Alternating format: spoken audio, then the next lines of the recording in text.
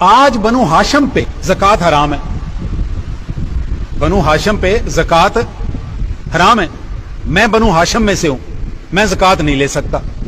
آبان ہے ہمارے پاکستان میں، یہ سارے ہاشمی ہیں، یہ زکوٰۃ نہیں لے سکتے۔ عباسی ہیں، یہ زکوٰۃ نہیں لے سکتے۔ سید ہیں، یہ بھی ہاشمی ہیں، یہ زکوٰۃ نہیں لے سکتے۔ یہ ان کے ساتھ اللہ نے کوئی زیادتی تو نہیں کر دی کہ بھائی تم چونکہ میرے نبی کے محبوب کی اولاد میں سے ہو تو تمہیں زکوٰۃ، اگر ان میں سے کوئی بندہ غریب ہو جائے تو کیا کرے؟ ذرا یہ مسئلہ سنیے، یہ مسئلہ میرا ریکارڈ بھی ہو رہا ہے اور میرے لوگ سن بھی رہے ہیں۔ جو مال فے کا حصہ بنو ہاشم کے لیے مقرر کیا گیا ہے، یہ باقی امت کے لیے نہیں مقرر کیا گیا۔ میری بات سمجھ آ رہی ہے؟ یہ باقی امت کے لیے یہ مقرر، یہاں تک کہ امہات المومنین ان کے لیے بھی یہ اتنا مقرر نہیں کیا گیا، یہ بنو ہاشم کے لیے مقرر کیا گیا، اور یہ نسل در نسل یہ ان کو دیا جاتا رہا۔ حضرت ابو بکر صدیق کے دور میں بھی تھا، لیکن ان کے دور میں چونکہ اتنی وہ فتوحات نہیں تھی، اتنا پیسہ نہیں تھا، اس لیے جو رقم تھوڑی بہت آتی تھی وہ ان کو دے دیتے تھے۔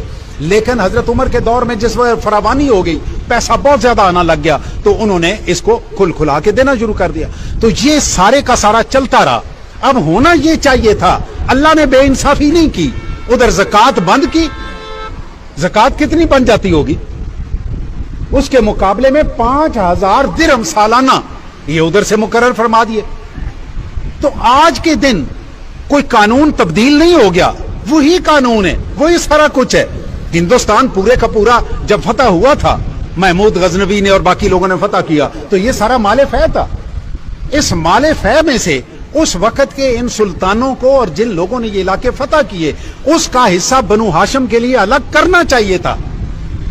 اب ہندوستان کہاں تک فتح ہوا؟ کابل سے شروع ہوئے، اندازہ لگائیے، پورا پاکستان، پورا ہندوستان، پورا بنگلہ دیش اور برما کے کچھ علاقے، یہ فتح ہوا۔ اب اس دولت کا اندازہ آپ خود لگا لیں کہ اگر اس وقت یہ بنو ہاشم کو دیا جاتا تو یہ کتنا ہوتا؟ زکوٰۃ کی ضرورت رہ جاتی؟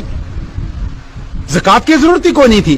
تو یہ زکوٰۃ کا مال فے کا حساب کتاب نہ کر کے، میں سمجھتا ہوں کہ ہمارے ان لوگوں نے جنہوں نے بنی ہاشم کا یہ حصہ نہیں نکالا، انہوں نے سادات کے ساتھ اور بنو ہاشم کے ساتھ ظلم کیا۔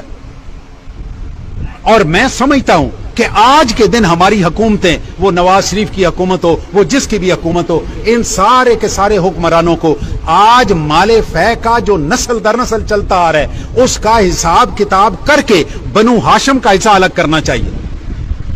بنو ہاشم کا حصہ الگ کرنا چاہیے۔ بھائی وہ زکوٰۃ ان کے اوپر رسول اللہ نے منع فرما دی صلی اللہ علیہ وسلم۔ جو ان کا حق بنتا تھا وہ آپ نے روک لیا،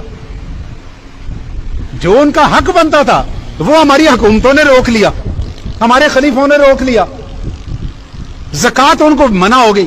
تو اب وہ کہاں جائے؟ اگر ان کو غربت ہو جائے تو ان کو کون پرسان حال ہوگا؟ کیا حکومت کی طرف سے ان کے لیے کوئی وظیفہ مقرر ہے؟ کوئی وظیفہ مقرر نہیں۔ تو میری درخواست ہے گورنمنٹ سے کہ وہ بنو ہاشم کا حصہ الگ سے